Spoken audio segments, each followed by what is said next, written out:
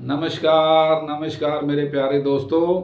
आज मैं आपको वीडियो दे रहा हूँ कि लोग कहते हैं भगवान के दर्शन नहीं होते। दोस्तों, सबकी शिकायत रहती है कि भगवान के दर्शन नहीं होते। क्यों? कि कितनी भी माला कर लें, कितनी भी पूजा कर लें, लेकिन भगवान के दर्शन नहीं होते। दोस्तों, ये कलयुग है। कलयुग ने जब आना था तो महाराजा परीक्षित के आगे उन्होंने बड़ा अनुनय किया, बड़ी विनती की कि हमें आने दो। तो महाराजा परीक्षित ने पूछा था, तुम क्या करोगे? तो उन्होंने कहा कि हमारे राज में मन में सोचे हुए पाप की हम सजा नहीं देंगे, मन में सोचे हुए पुण्य का फल जरूर देंगे। अगर आपके मन में दोस्तों ये विचार आ जाए रात को सोते समय कि सुबह मैंने किसी को खाना खिलाना है, या किसी को कपड़ा दान करना है, या किसी गरीब आदमी की दवाई लेके देनी है, तो आपके मन निर्मल हो गया और मन में दया आई, तभी तो ये विचार आया ना। तो जो दयावान निर्मल मन है वही प्रभु को प्रिय है। प्रभु भी उस पर दयावान हो जाते हैं। ये नहीं कि प्रभु दयावान नहीं होते। अगर तुम कठोर रहोगे, किसी को दान पुण्य नहीं करोगे, तो भगवान भी अपने आराम से बैठे रहते हैं, क्योंकि कठोर इंसान तो प्रभु को प्यारा है ही नहीं ना। दयावान जो है, निर्मल मन वाला, वही प्रभु को प्रिय है। तो दोस्तों, एक मैं आपको बात सुनाता हूँ कि चक्री नाम का एक भील जंगल में रहता था। तो जंगली था, ना कोई पढ़ा लिखा था। वहाँ पर वो पशु पक्षियों को मार के खाता था। कंदमूल खा लिया या पशु पक्षी मारे और खाता था। तो एक दिन वो पशु पक्षियों की तलाश में चलता गया। तो जंगल काफ़ी लंबा था। तो जंगल के आखिरी कोने में कोई गांव पड़ता था। तो उस गांव में कोई महात्मा प्रवचन कर रहे थे, तो वो भी जाकर बैठकर सुनने लगा। तो महात्मा ने जब कहा कि पाप के परिणाम बड़े भयंकर होते हैं, पाप के परिणाम बड़े भयंकर होते हैं, जो पुण्य करता है उसको भगवान के दर्शन होते हैं और उसके पाप नष्ट हो जाते हैं।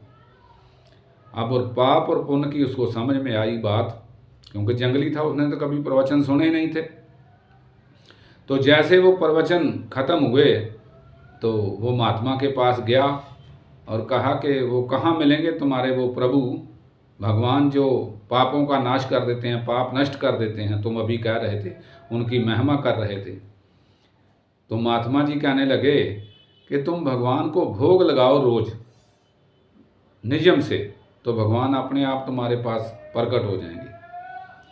लेकिन नियम ऐसा लगना चाहिए कि भाई किसी दिन भी छूटना नहीं चाहिए, पक्का नियम होना चाहिए और अच्छे फल का भोग होना चाहिए। जो भी चीज़ लगाओ बढ़िया भोग लगाना है। मीठा फल हो, मीठी कोई भी चीज़ हो, ये नहीं कि आज लगाया कल नहीं लगेगा।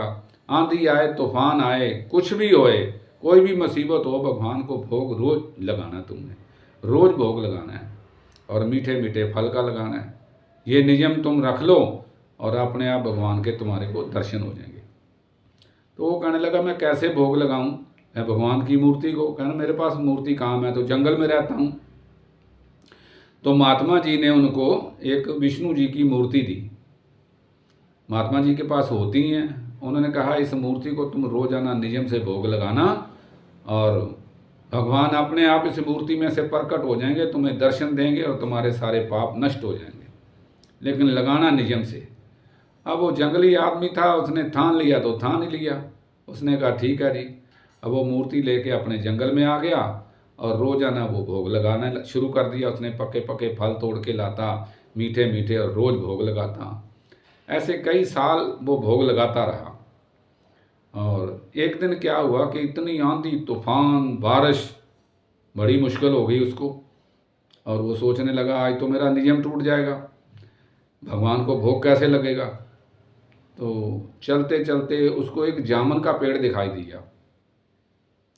जामुन के पेड़ के ऊपर देखा जब उसने तो एक ही जामुन था। उसने कहा चलो इसी को तोड़ के इसका भोग लगाते हैं। अब जैसे उसने तोड़ा, नीचे उतारा, तो सोचने लगा अब ये मीठा है कि खट्टा है, कड़वा है, कैसा कैसे पता चले, और तो जामुन है नहीं। तो इसकी डंडी को मैं चूस के देखता हूँ। अगर ये मीठी होगी तो जामुन भी मीठा होगा। तो दोस्तों उसने वो डंडी को अपने मुंह में डाला और चूसने की कोशिश की, तो जामुन तो मुलायम होता है, जैसे उसने मुंह में डाला और उसको खींचा और मुलायम जामुन जो था वो भी अंदर सटक गया और जाके गले में फंस गया। अब उसको तो हो गई चिंता कि ये अंदर चला गया तो भोग कैसे लगेगा। उसने अपने हाथ से गले को यूं पकड़ लिया नीचे नहीं जाए, और बड़ी कोशिश करता रहा निकले, लेकिन निकला नहीं। उसने तुरंत छुरा उठाया और गले में मारा और जामुन को बाहर निकाला, और उसी को धो के उसने भगवान के आगे रखा। तो इतने में खून की धारा बहने लगी और उसी समय तुरंत विष्णु भगवान प्रकट हो गए, और उनके प्रकट होते ही हाथ का स्पर्श करते उसकी खून की धारा बंद हो गई। और जैसे उन्होंने और उसको पकड़ के आगे किया तो उनके कर कमलों से वो जख्म भी ठीक हो गया। वो तो भगवान है, कुछ भी कर सकते हैं। तो भगवान को ये लगा कि इसने अपने प्राण की बाजी लगा दी, अपना प्राण देकर मेरे को भोग लगाया इसने, इससे तो बड़ा काम कोई कर ही नहीं सकता। तो भगवान कहने लगे कि मांग कोई वरदान, तू क्या चाहिए तेरे को। उसने कहा नहीं जी, मेरे तो पाप नष्ट हो जाएं, बस मैं यही चाहता हूँ। उनके पाप तो तेरे नष्ट हो गए जब तूने मेरे को भोग लगाया और मेरे दर्शन हो गए, और तेरे पाप तो तुरंत नष्ट हो गए हैं। तू चाहे तो मैं तेरे को ब्रह्मा बना दूँ, तू चाहे तो मैं तेरे को शंकर बना दूँ, कोई सा वरदान मेरे से मांग ले। क्योंकि भगवान उसके ऊपर बहुत प्रसन्न हो गए थे कि इसने तो अपनी जान की बाजी लगा दी।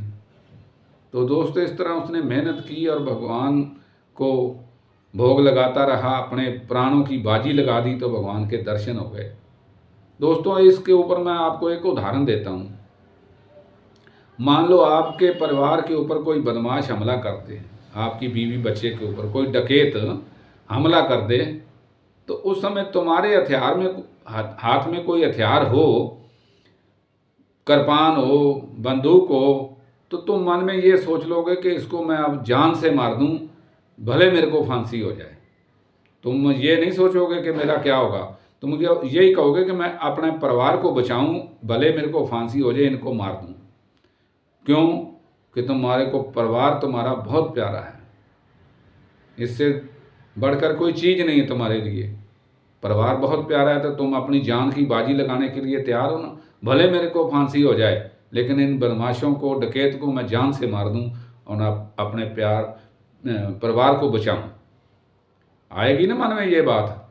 तो इसी तरह अगर तुम ये सोच लो कि कहीं भी कुछ भी हो जाए, हमने भगवान को भोग लगाना है। अब तुम्हारे को शादी का कार्ड आ जाए, तुम घर बंद करके चले जाते हो, हफ्ता भर वहीं रहते हो, अपना एंजॉय करते हो, तो पीछे कौन लगाता है भोग भगवान को। और फिर तुम शिकायत करते हो कि भगवान के दर्शन नहीं होते। जब तुम भगवान को प्यार करोगे अपने परिवार की तरह कि ये भी हमारे परिवार का हिस्सा है, इसको अकेले कैसे छोड़ के जाएं, इसको भोग कौन लगाएगा, तो भगवान भी तुम्हारा ध्यान करेंगे और भगवान अपने आप तुम्हारे को दर्शन देंगे। तो मेरे कहने का तात्पर्य यही था कि जितना भगवान के नज़दीक जाओगे, जितना उससे प्यार करोगे, उतना ही तुम्हारे को भगवान भी प्यार करेंगे। तो थैंक यू दोस्तों, पसंद आए तो शेयर करना, सब्सक्राइब करना, बेल आइकन का बटन दबाना ना भूलना दोस्तों। Thank you.